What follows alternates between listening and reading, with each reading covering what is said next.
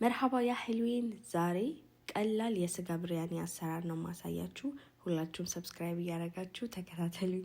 በመጀመሪያ ደረቅ ቅመም ነው የሚያስፈልገን። ቤት ውስጥ ያለ ድንብላል፣ ከሙን፣ ቁንዶ በርበሬ፣ ግርፋ፣ ሄል፣ ነጭ ሽንኩርት፣ ቀይ ሽንኩርት ያለውን ቅመም በእሳት ለብ ታደርጉና ትፈጩታላችሁ። ፍሬሽ ቅመም ማለት ነው። ሌላ ሳህን ደግሞ አንድ ብርጭቆ እርጎ፣ ቅድም የፈጨነው ቅመም፣ ትንሽዬ እርድና ቁንዶ በርበሬ አንድ ማጂ አድርጌ በደንብ ካደባለኩት በኋላ እኔ እዚህ ጋር የተጠቀምኩት ስጋ እግር እጅ እንደዚህ ምናምን ነው የበግ እንደዛ ቢሆን ያምራል። በኋላ ላይ ሱፍራ ላይ ስታቀርቡት በጣም ነው የሚያምረው። ግን ካልሆነ የማንኛውም ስጋ ምንም አጥንት የሌለው ምናምን ይሆናል። እና ደግሞ የተጠበሰ ሽንኩርት አድርጌበታለሁ። እናንተ ከሌላችሁ 1-2-3 ሽንኩርት ወስዳችሁ በረጃጅሙ ከትፋችሁ በዘይት መጥበስ ትችላላችሁ። እኔ ከዚህ በፊት የተጠበሰ ስላለኝ ነው። እንደዚህ ካደረጋችሁት በኋላ ለ1 ሰዓት ያክል ፍሪጅ ውስጥ ብታስቀምጡት፣ ሰዓት ካላችሁ የተመረጠ ነው ጣዕም እንዲይዝ ማለት ነው። መጨረሻ ላይ ጮማ ነበረኝ። ጮማና ዘይቱ ጋል ካለ በኋላ ስጋውን ልክ እንደዚህ እንደምታዩት አድርጌያለሁ። የተጠበሰውን ሽንኩርት ደግሞ አድርጌበታለሁ። ሌላ ምንም ነገር አታደርጉም። ብዙ ሰዎች ቲማቲም ምናምን ብዙ ነገር ያደርጋሉ። አሁን ምንም አታደርጉም። ተማም ይሄን በደንብ ካቁላላችሁት ወርቃማ ከለር ከያዘላችሁ በኋላ ውሃ ትከልሱታላችሁ።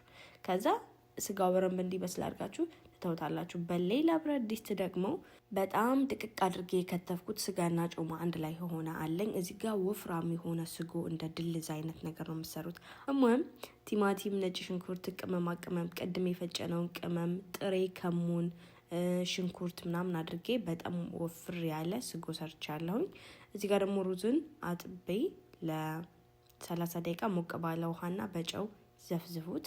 ስጋውን መርጠን አደረግነው። ስጋው በነገራችን ላይ በስሏል እንደምታዩት።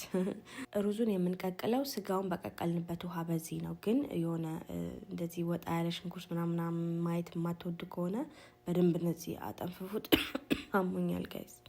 ሩዝ ረጃጅም ሆኖ እንዲወጣላችሁ ከፈለጋችሁ ሳይሰባበር ምናምን ማለት ነው። አንደኛ ዘይት አታሳንሱት፣ ሁለተኛ ደግሞ አታማስሉት፣ በሶስተኛ ደግሞ ውሃው ልክ በረንብ እስከሚበስል ድረስ እሳቱን ሀይ አድርጉት። በቃ ኃይለኛ። ከዛ ልክ ውሃው ምጥ ሲያደርግ በጣም ቀንሱት።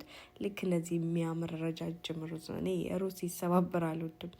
እሙህም ያህሉ መጨረሻ ላይ ሩዛችን አደረግን። ከዛ ስጋውን ቀስ አድርጌ እያነሳው ከላይ ያደረግኩት ማለት ነው። በመጨረሻም ይሄን የመሰለ ቆንጆ የስጋ ብሪያኒ አሰራር አሳይቻችኋለሁ። ሁላችሁም ዩቲዩብ ላይ ሄዳችሁ ሰብስክራይብ አድርጉኝ። 1000 ሰብስክራይብ መግባት ፈልጋለሁ። ሹፉል ያህል ጀማል ሹፉል ያህል ጀማል ያጋይስ። ወላሂ ላዚም ስጋ የሚወድ ሰው ይሄ ካላስጎመጀው ስጋ ወዳለው እንዳይል። እኛ ከስጋው አልፈን አጥንቱን ሁሉ መሰባበር ጀምረናል። እሙህም ያህልዌን በሌላ በቆንጆ ቪዲዮ እስከምመጣ ድረስ ባይ